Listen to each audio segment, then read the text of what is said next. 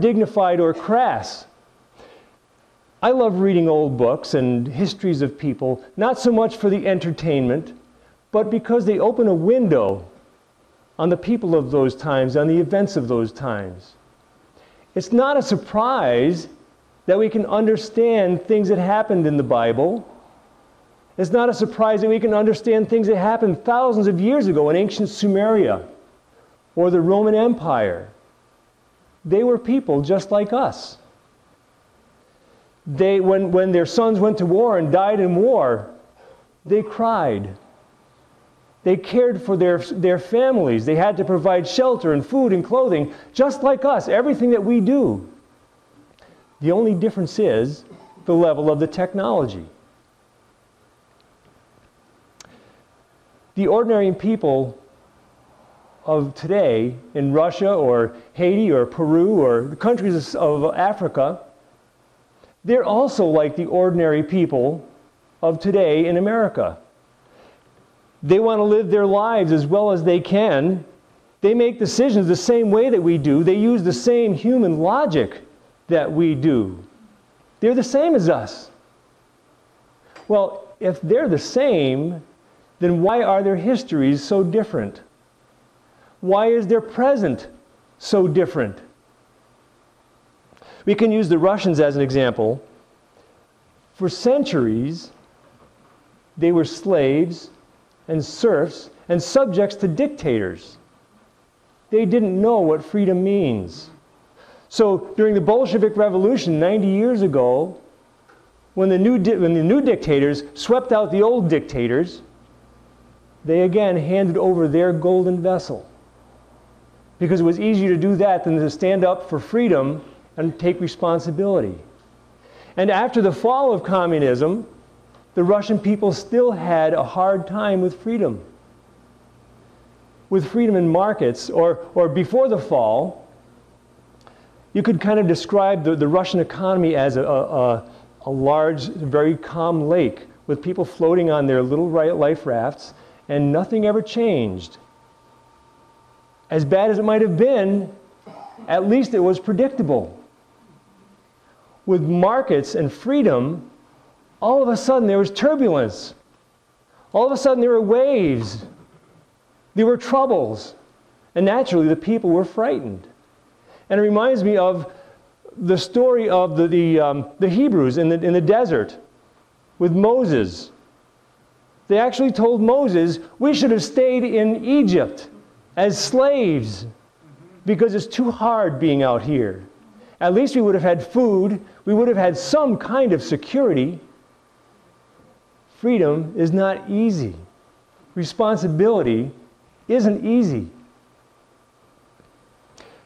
Western liberal societies, in the sense of liberalism, meaning holding the people free, which is a very different perspective on liberalism these days.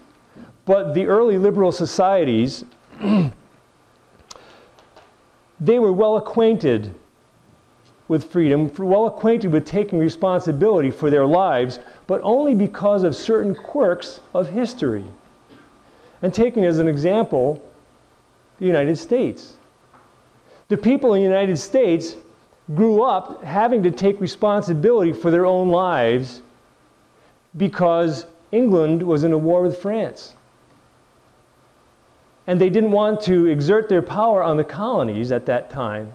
So Americans, they grew up and fostered a spirit of independence that resisted bureaucracy and excessive government. And that resistance to bureaucracy is what fostered the free markets and the prosperity that developed over a very short period of time and made the United States a marvel to the rest of the world. That's not a surprise.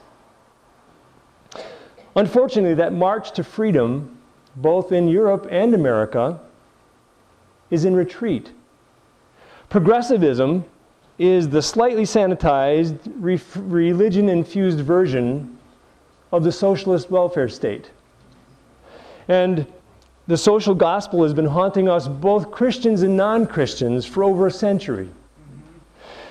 We in America have been importing the socialist welfare state to an increasing degree. Progressivism is just as insidious and just as perilous to the rights of individuals as when it's called by its other name.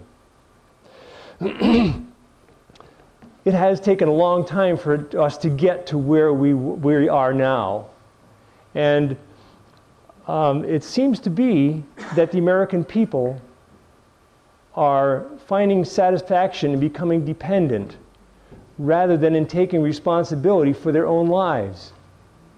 It's been estimated that 60% of the families in the United States get more in benefits and services from the government than they pay in taxes. And it's been estimated that in the new budget, which the president calls the blueprint for the economy, that number is estimated to rise to 70%. 70% of the people get more from the government than they pay in taxes. Who pays the rest? Who pays for it?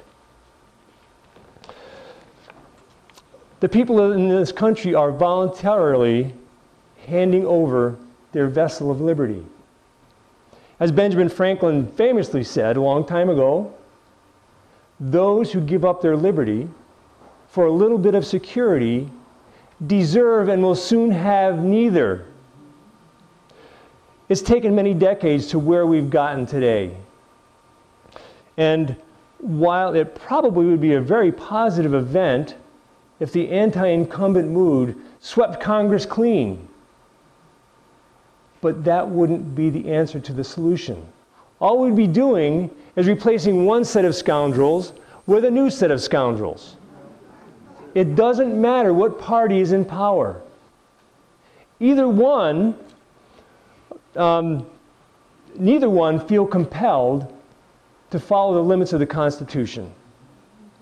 Neither one, or both of them, view the government as the answer and the solution to all the problems. Both parties are corrupted by power. As long as the people view the government as savior, as long as they're looking for goodies and handouts, as long as they prefer dependency over responsibility, there will be politicians willing and ready to take advantage. So our job, if we're to be effective, is to consciously educate the American people. Our job won't be over after the next election, as important as that will be. It won't be over next year. It probably won't be over in a decade. Just as the Fabian socialists started along a path of gradualist socialism in the United States and the world by infiltrating and influencing our institutions, we also can use that pattern. What we need to do is actively set out to restore the hearts and minds of the American people to the principles that make this country unique in history. We need to restore the principles that make it great in a moral sense. And America is great in a fundamentally moral sense. We need to re-Americanize America. If we're to be effective,